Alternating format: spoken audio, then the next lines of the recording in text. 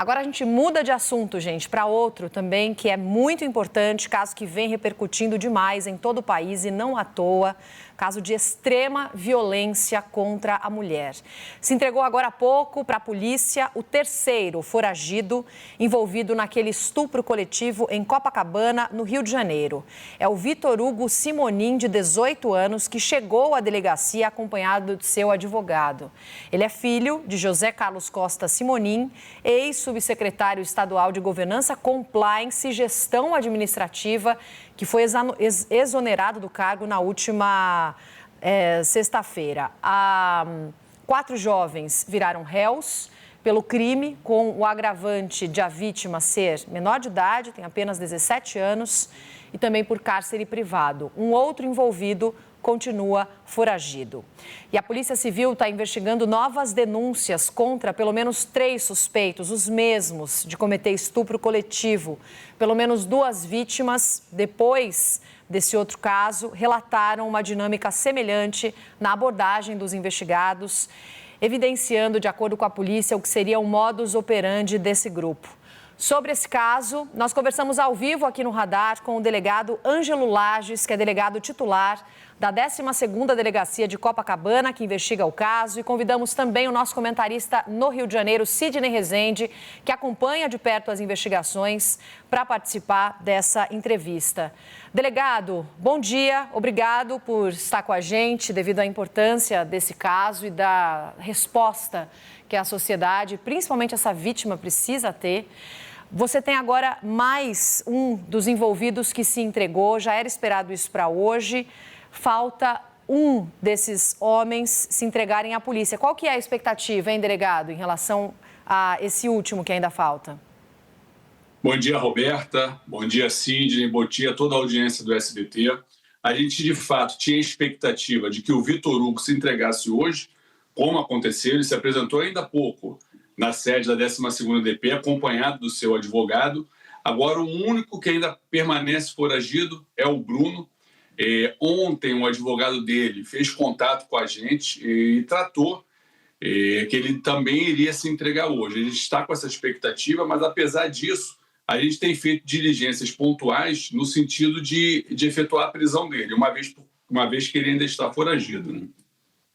Depois da repercussão do caso, delegado, como a gente falou, novas denúncias de estupro estariam surgindo contra alguns dos mesmos envolvidos nesse caso de Copacabana, mostrando a importância da denúncia dessa vítima, ainda que muito dolorosa.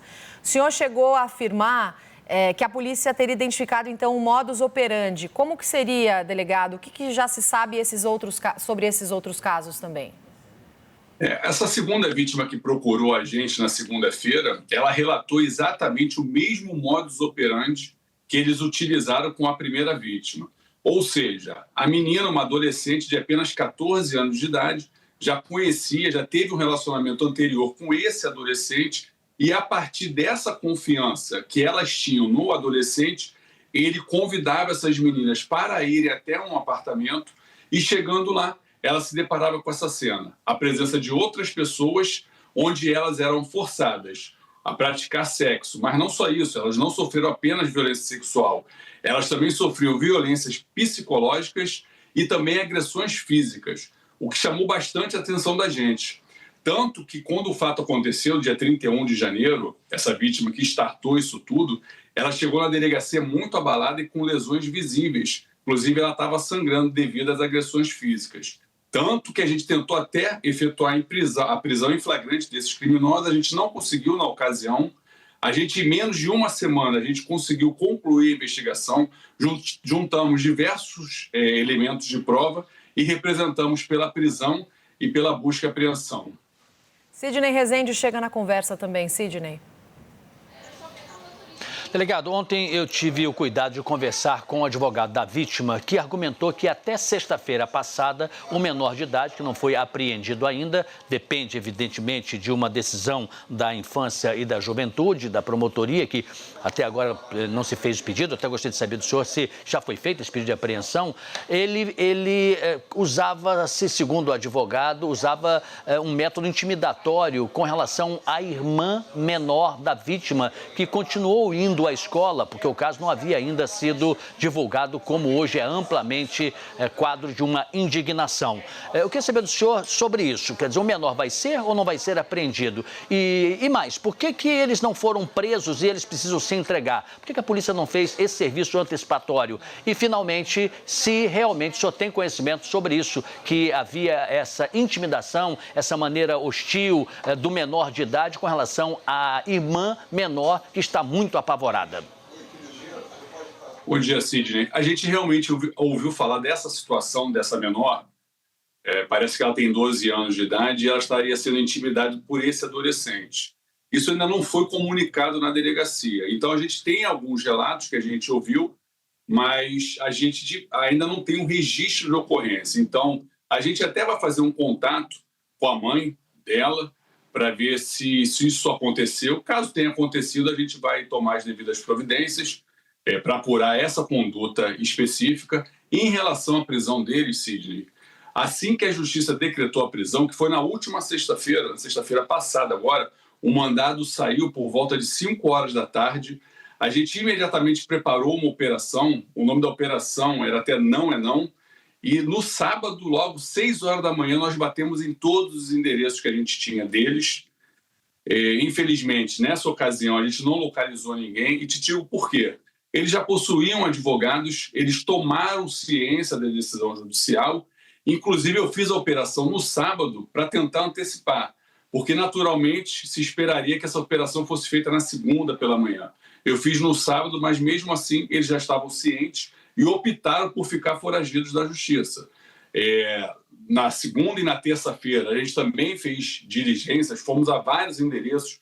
A gente recebeu muitas denúncias através do Disque Denúncia do possível paradeiro deles, mas também não conseguimos localizá-los e eles vêm se entregando. 3 deles já se entregaram, falta apenas o Bruno. Você falou desse suspeito que se entregou hoje, que é filho de um ex-funcionário público do Rio de Janeiro. Inclusive, o pai dele, o senhor tem informações, foi junto entregar o filho? Porque havia essa expectativa também. Roberto, eu não sei te falar se o pai esteve presente na unidade, porque eu não estou lá. O que eu fiquei sabendo é que ele foi acompanhado de um advogado. Mas daqui a pouco eu vou ter mais informações, porque isso acabou de acontecer, ele acabou de se entregar na sede da delegacia. Sim, pergunto porque, sendo o filho, né, de um funcionário público do Rio de Janeiro, envolvido num caso tão grave, de tamanha repercussão, é um fato relevante. No caso, inclusive, desse jovem, porque é menor, né, que atraiu a vítima, teve uma relação consentida com ela, mas ele arma o plano para que ela fosse estuprada pelos outros. Ele é um menor de idade, teve o pedido de apreensão representado, né, como o Sidney estava questionando o senhor. Qual que seria a punição possível para ele? A mesma medida que a gente pediu para os adultos, a gente pediu para o menor. Em relação aos adultos, a gente pediu a prisão deles e eu representei também pela busca e apreensão domiciliar, porque me interessava muito conseguir cumprir a busca domiciliar, porque a gente tinha a ideia de pegar os celulares. Inclusive, na minha representação, deixei bem claro que a busca seria com esse intuito, de apreender os celulares e os aparelhos eletrônicos. E o que eu representei para o maior, eu representei para o menor. Só que são processos distintos, seguem ritos distintos. O mandado de prisão dos maiores saiu, o mandado de prisão, que na verdade, em relação ao menor, o mandado de busca e apreensão ainda não foi deferido pela Justiça, a gente ainda está aguardando, porque são caminhos separados, pelo fato dele ser menor, são processos distintos. A gente ainda está na expectativa que a Justiça possa se pronunciar em relação ao pedido que a gente fez. E a gente fez tudo isso lá atrás. Em 6 dias, a gente conseguiu concluir essa investigação, que contou ali não só com o depoimento da vítima, é bom deixar claro isso, a gente tem um conjunto de provas muito robusto, porque eu tenho um laudo do IML, do Instituto Médico Legal, e que ele é categórico em afirmar que a vítima apresenta lesões compatíveis com o relato dela em sede policial. Ela tinha lesões no órgão genital, ela tinha lesões nas costas, nas nádegas, inclusive ela tinha suspeita de uma fratura na costela, o que era totalmente compatível com o relato dela. Inclusive ela disse em depoimento que tomou um chute nessa região, desferido por um desses agressores. Então, além do depoimento, do laudo do ML, nós também conseguimos captar imagens. A gente foi até o local, pegou as imagens, a gente tem imagem dele chegando nessa emboscada, porque a gente tem tratado isso como uma verdadeira emboscada. Esse adolescente se valia da confiança das meninas para atraí-las até o apartamento. Ele não fez isso só com essa vítima. Como eu disse, já há uma segunda vítima que sofreu o mesmo tipo de crime e com o mesmo modus operandi, sendo atraída por esse adolescente que está aí nas imagens para um apartamento e lá sofreu a violência. Então, quando a gente conseguiu juntar todo esse conjunto de provas que eu estou aqui, que eu acabei de relatar, a vítima ainda voltou à delegacia e reconheceu um por um. A gente teve a calma de individualizar a conduta de todos eles. A gente preparou a investigação de uma maneira muito técnica para que o Ministério Público pudesse opinar e, de fato, eles concordaram com a nossa investigação, tanto que o Ministério Público ofereceu denúncia. Ele sequer baixou a investigação para novas diligências. A Justiça aceitou a denúncia, tanto que eles já são réus, e veio a decretar a prisão deles. Essa outra vítima, delegado, só confirmando, na época dos abusos tinha 14 anos, o senhor tem essa informação? Sim, esse crime aconteceu em 2023. Ela, com apenas 14 anos, tinha acabado de virar uma adolescente, sofreu esse tipo de agressão, uma agressão bárbara. Inclusive, eu lendo o relato dessa vítima, assim como dessa do dia 31 de janeiro, é uma coisa muito estarrecedora. Essa menina, ela disse que quando estava no apartamento, essa vítima de 14 anos, essa segunda vítima, o tempo todo ela chorava e implorava para que eles parassem com a violência sexual e com as agressões físicas, e que eles ficavam rindo. Inclusive, ela relata que eles teriam filmado tudo, e esse lapso temporal, o crime aconteceu em 2023, nós estamos em 2026. Ela demorou esse tempo todo para denunciar e só se sentiu encorajada agora porque eles tinham filmado tudo. Inclusive, parte disso já tinha circulado através de grupos do Colégio Pedro II. Então, ela se sentia intimidada por conta dessa filmagem de fazer a denúncia à delegacia. E só tomou coragem agora, quando essa adolescente de 17 anos veio à delegacia e fez o correto, denunciou o caso. Sidney Rezende. Delegado, eu queria, por gentileza, que o senhor me dissesse se o senhor tem conhecimento para o que eu vou afirmar agora. O jovem que se entregou hoje, Vitor Hugo Oliveira Simonim, bem lembrado pela Roberta Russo, ele é filho do, até há pouco, subsecretário de Direitos Humanos do Rio de Janeiro, José Carlos Simonim. Portanto, uma pessoa de primeiro escalão do governo Cláudio Castro. E ele é subordinado à secretária Rosângela Gomes. E a informação que chegou ao nosso conhecimento é que a secretária teria ligado para a mãe da vítima. Teria até postado isso nas redes sociais e depois apagou. Procede essa informação? Se procede, o que ela queria conversar de maneira bilateral com a mãe da vítima? Portanto, alguém que há de se dizer vítima do filho do seu subordinado.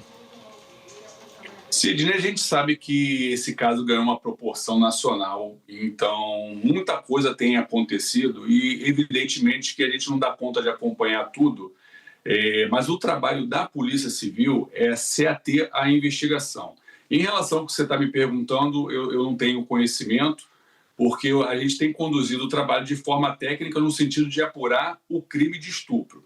Eu posso te garantir que não houve qualquer tipo de interferência, não sei se a sua pergunta é nesse sentido, mas a gente não recebeu qualquer tipo de interferência. A gente fez o nosso trabalho de forma correta, técnica e dentro do que é previsto na legislação. O fato do crime de estupro ter sido feito em grupo, delegado, aumenta a gravidade e as penas pelo crime. Qual que é a expectativa de punição? A pena é bem elevada e isso aqui serve de alerta. São dois alertas, né? O crime de estupro contra menor é um crime qualificado pelo fato dele ter sido feito de forma coletiva. Existe também uma causa de aumento de pena. Então, cada um desses aí que estão na imagem podem pegar uma pena de até 20 anos de reclusão. É uma pena altíssima. E o recado que precisa ser dado é um slogan, são só 3 palavras, é bem curtinho, mas não é não. E é importante, a gente tem visto muitos relatos em rede social de pessoas tentando descredibilizar a vítima, E eu quero deixar claro que a investigação, a todo momento, deixou de forma contundente, clara, que ela, em momento algum, deixou minimamente transparecer que faria qualquer coisa com as outras pessoas que estavam no imóvel.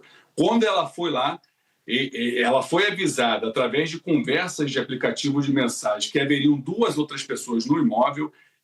Inclusive, o adolescente pediu para ele levar uma amiga, ela falou que não tinha amiga, e a todo momento ela foi contundente que ela estava indo lá se encontrar apenas com esse adolescente, que ela já conhecia, estudava no mesmo colégio, já teve um relacionamento anterior. Então, nada justifica o que aconteceu ali. Ela, em momento nenhum, consentiu com aquela barbárie. Delegado, acho importante te perguntar, até pela fuga dos envolvidos nesse caso horroroso, eles tiveram tempo para se organizar para fugir. O senhor disse para a gente que a Polícia Civil solicitou as prisões e os mandados de busca e apreensão ainda durante o plantão, mas o caso não foi considerado urgente naquele momento, né? O juiz não entendeu, à margem da lei, que o caso entraria em respeito ali ao plantão judiciário. Por que essa demora? Não existiam outros caminhos para fazer essas prisões antes da fuga dos 4 envolvidos? Um ainda não se entregou, delegado? A gente, quando concluiu a investigação, quando a gente entendeu que havia elementos mínimos de prova ali, né, ele já tinha a materialidade e a autoria do delito, a gente optou por representar pela prisão junto ao plantão judiciário, porque exatamente para evitar a fuga deles e que eles tivessem conhecimento do que a gente estava fazendo, né, da nossa investigação. A gente tinha a intenção muito clara de conseguir obter esses aparelhos celulares, que seria ainda mais relevante para a gente, porque traria um conjunto ainda de provas ainda maior. Naquela ocasião, o juiz que estava de plantão, ele entendeu que o caso não era de plantão judiciário e mandou distribuir o feito. Assim foi feito, isso é feito de forma eletrônica. Quando foi distribuído, isso foi para uma vara de violência doméstica. A juíza entendeu que aquela vara de violência doméstica não tinha competência para o caso, e de fato não tinha, porque eles não eram marido e mulher, não eram namorados, e isso foi redistribuído para uma vara, que aí sim a vara correta, que é da criança e adolescente vítima. Aí somente nesse momento é que a justiça foi se pronunciar a respeito das nossas representações. Por isso que demorou esse tempo. Entre a nossa atuação, nós atuamos em 6 dias, desde que a gente finalizou a investigação e mandou à justiça, teve um lapso temporal de 21 dias por tudo que eu expliquei. E a partir do momento que a justiça decretou a prisão, a gente não pensou 2 vezes. Logo no dia seguinte, 6 horas da manhã, a gente tentou cumprir os mandados.